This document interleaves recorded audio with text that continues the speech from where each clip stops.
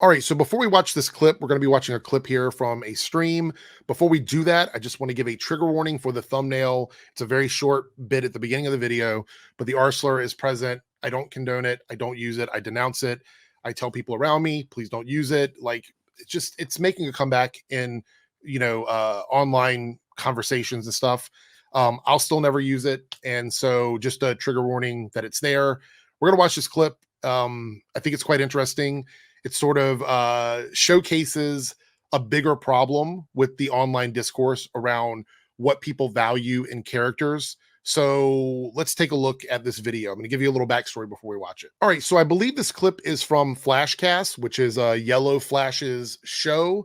He has me blocked on Twitter, so I don't see his stuff, but I see people share things from his streams. I actually don't even watch his streams, but every once in a while, something just awful will come from one of his shows.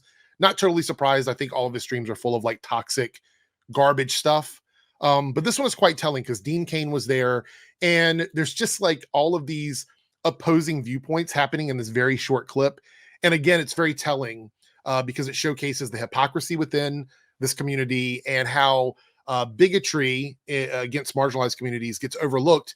As long as it's not their community that's being targeted, they will jump ship and start going against other people. And it's very dangerous because I think one thing you have to understand is once they're done, bullying one marginalized community, they're just going to go through the deck of cards of all the marginalized communities. They're going to get around to everybody at some point. That's the problem with the systemic racism and homophobia, biphobia, transphobia, all these things that exist. It's not just about picking one side and going, it shouldn't be good. Like it's about dismantling all of it because it's really important to do that. And a lot of these people don't do it. So we're going to watch this clip here. Then all of a sudden they aged up John and well, he's bisexual, but in modern comics, he'll never be with a woman again.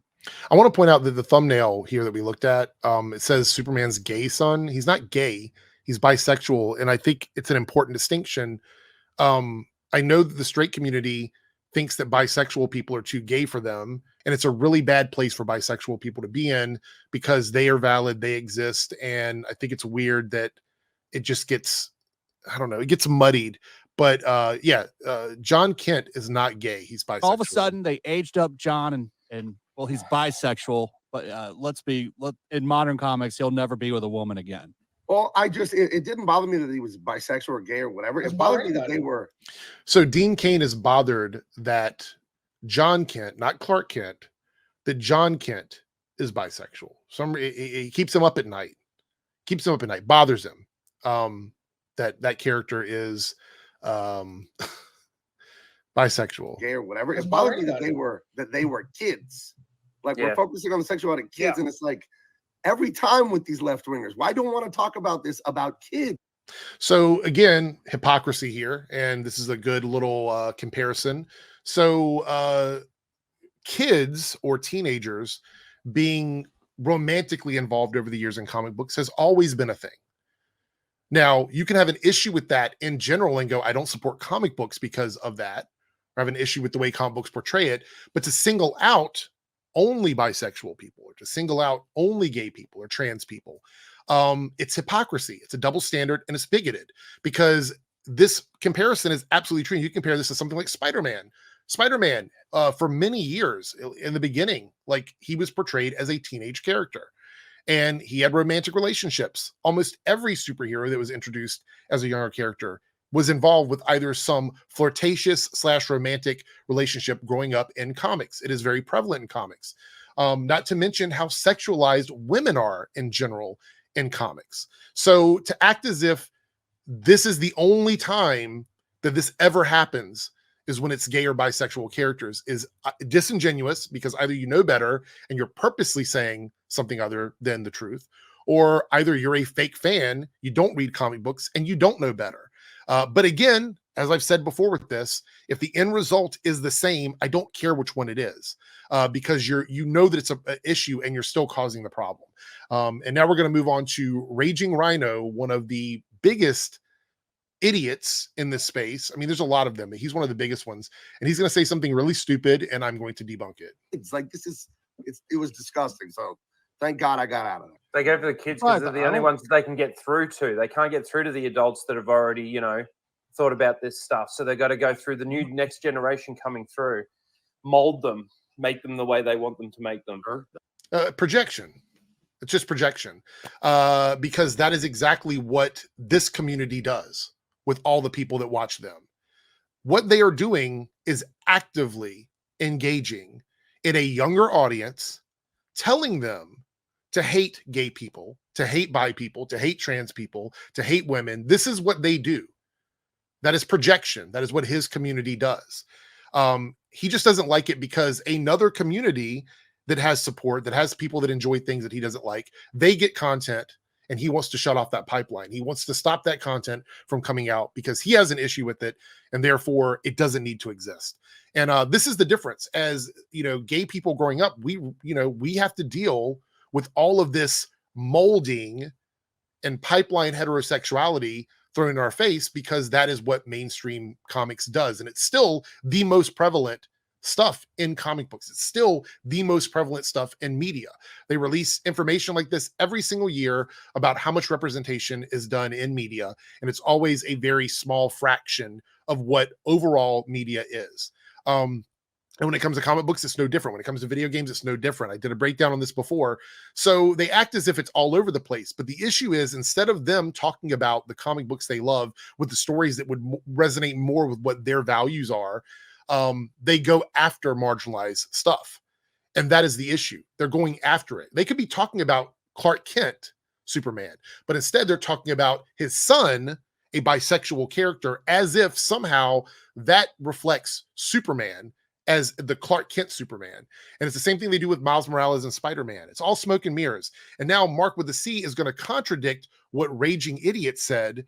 And they both act as if their points mean the same things, but they're opposing viewpoints. Here we go. I don't see that there was any evidence that there was a homosexual community on Krypton. I don't see that there was any evidence that there was a homosexual community on Krypton. Oh, interesting. So you don't see any evidence that there was. So does that mean that they never existed on Krypton? Is that what that means? That there's no gay people on Krypton? Well, first and foremost, Krypton is a fictional place. In order for gay people or bi people or trans people to exist on Krypton, all it takes is a writer to introduce them and come up with a story where they exist on Krypton. Like, you're acting as if evidence would exist, like in a real sense. Like we would go to some place out in the rainforest and find evidence of like a certain community existing. It's literally a fictional planet. Dumb fucking statement. Also, the statement contradicts what Raging Rhino said, who said that this was a way to mold or convert children. Okay. But here we have Mark saying that there's no way John Kent, who is half Kryptonian and half human, could be a gay person, even though he's bisexual. But no way he could be homosexual, because he doesn't see any evidence of homosexuality on Krypton, which would mean he believes it's a genetic disposition. So he's arguing that John Kent couldn't be gay because there's no evidence of gay people on Krypton, even though he's half human and grew up on Earth and did not live on Krypton. So the only way that statement would make any sense is if he believes that being gay is genetic, which is the absolute opposite argument that Raging Rhino is making, saying that it is something that is being taught to kids. So we have a bunch of people in this space arguing about the validity of a bisexual character in the sense of it being homosexual, which is the absolute not the same thing. So they're arguing from a place of ignorance, and they're arguing for this stuff to not exist because for some reason it affects kids, even though sexuality in comic books has been a thing pretty much for over 50 years, maybe longer. I'd have to go back and read some of the older, more classic stories, but existed for as long as I've been alive. So again, it's just more of that. And then I got into an argument on Twitter with a Superman fan who thought he was doing something, talking about like that somehow John Kent can't be bisexual because it ruins Superman for his son to be bisexual instead of, like, the argument was dumb. It was dumb, right? So in no way does John Kent's story as Superboy into Superman, whatever it may be, how that doesn't affect Clark Kent's Superman at all. are we doing like guilt by association now? This is something that they argue against all the time. Oh, just because someone hangs out on somebody else's stream or another character interacts with another character, that doesn't mean they have to be those things. But for some reason, this does. Now there's guilt by association. Now, because it's his son that's bisexual, somehow that affects Superman and the value of Superman as an icon. And I would say I have this thing, I've talked about it before, the rule of 5 for me personally. I pick 5 things that I love about a character. And then if something has changed in media, whether it be in comics, in movies, in animation, I decide if any of those 5 things that I love about that character were changed. And most of the time, they're not superficial things. They're about their personalities. It might be about something in their stories. It might be something that they, that they carry with them as a character trait or a character flaw, something that makes them interesting. Sometimes it's their powers. There's all kinds of things that I think of. But when the value you have in Superman as a character comes down to his sexuality, comes down to him being white, comes down to him being a cisgender character, if all those things are what you value in him, then you are arguing for representation, which is something that you guys say doesn't matter. You say representation doesn't matter, but you're arguing for representation. You are arguing in the way that you hate for marginalized groups to argue in. We have Superman variants like Red Sun, a character that only visually looks like Superman.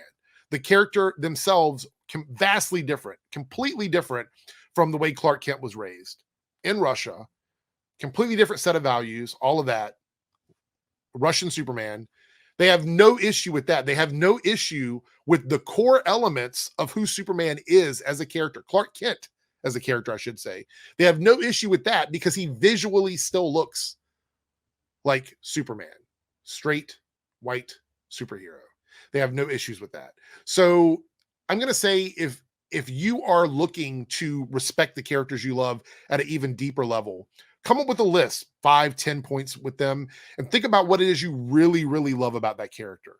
Think about all the qualities you love about them. And I can tell you, if it comes down to just superficial things that we see on the surface level, then you will understand why marginalized communities like to see themselves represented in media.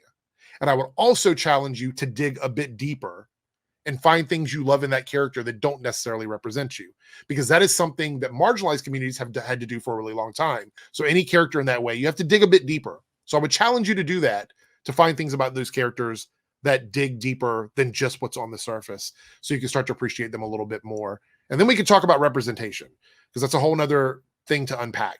There's nothing wrong with arguing representation, but you can't say it doesn't matter if you're saying that it does, because that makes you a hypocrite.